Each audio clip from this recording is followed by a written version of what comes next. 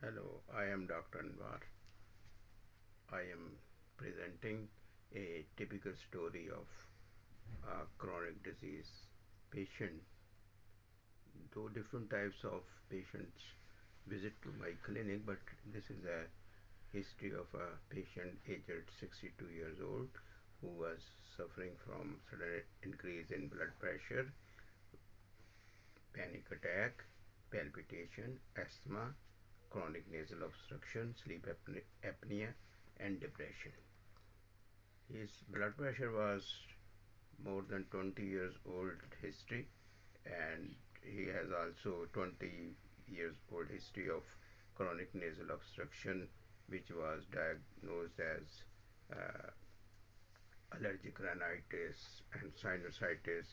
And for blood pressure he was taking initially two types of medicine, which increased to four types of medicine, including beta blockers, calcium channel blockers, ACE inhibitor, and diuretics, and which later uh, converted to asthma. He has started asthma attack 5 years ago, and his asthma increased during the winter season, for which he has to take nebulizers and inhalers.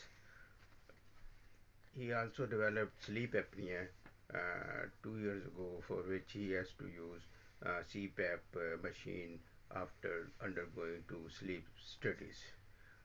For his sinusitis problem, he was taking allergy medicines and steroid nasal sprays for many, many years. And he also developed depression, for which he was uh, taking antidepressant medicine.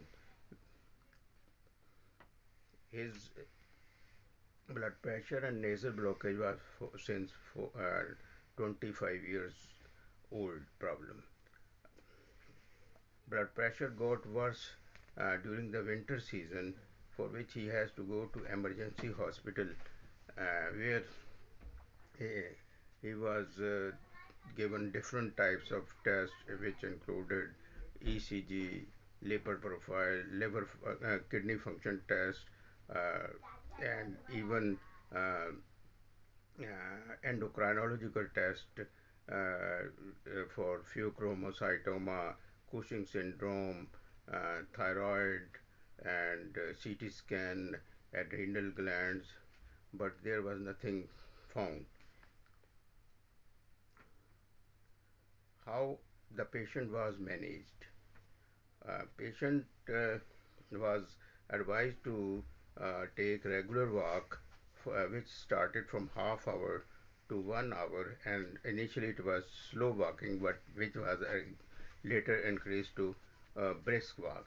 I reduced the weight of the patient by avoiding uh, fried food, fried foods, and reducing amount of the food, and consuming vegetable and fruits, and decreasing the use of sugars.